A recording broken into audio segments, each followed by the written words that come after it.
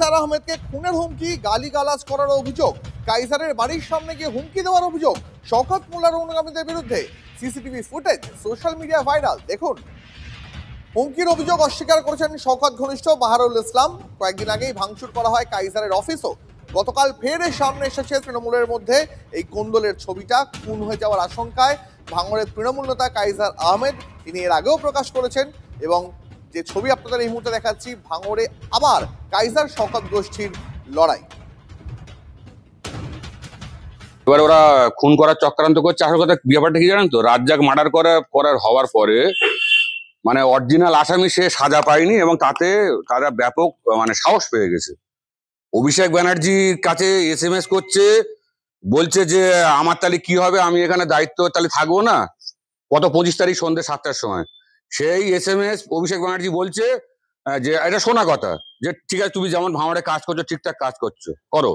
সেই SMS সবাইকে দেখানোর পরে অতি উৎসাহিত হয়ে আমার অফিস ভাঙচুর করে দিল তাদের অনুগামীরা। এবং রাজ্জাক মার্ডারের যথারীতি অরিজিনাল আসামি অ্যারেস্ট হয়নি, উৎসাহিত হয়েছে। এবার আরো 2-4টে মার্ডার হবে, তাদের মুখ দিয়ে তো বেরোচ্ছে ভাঙড় 2-4টে আরো মার্ডার হলে হবে। আমার হারানোর কিছু নেই। সবচেয়ে বড় কথা হচ্ছে আমার রাজনীতিতে আমার হারানোর কিছু নেই। ওরা সর্বস্ব আমার করেছে, আমাকে সুস্থভাবে বাঁচার অধিকারটুকু তো আছে। আমরা প্রচন্ড আতঙ্কে ছিলাম তখন। আর প্রচন্ড গর্জন করছে আমাদের গেটের সামনে। বেশ 5-7 মিনিট পর্যন্ত ওরা গর্জন করার পর লাস্টে পিছন দিকে চলে গেল বোম ফাটাতে ফাটাতে। আমরা প্রচন্ড আতঙ্কে আছি, আমাদের সবসময় আতঙ্কের মধ্যে আছি, সারা দিন রাত আতঙ্কের মধ্যে। আর আমার হাজবেন্ডের নামে অনেক গালাগালি করেছে।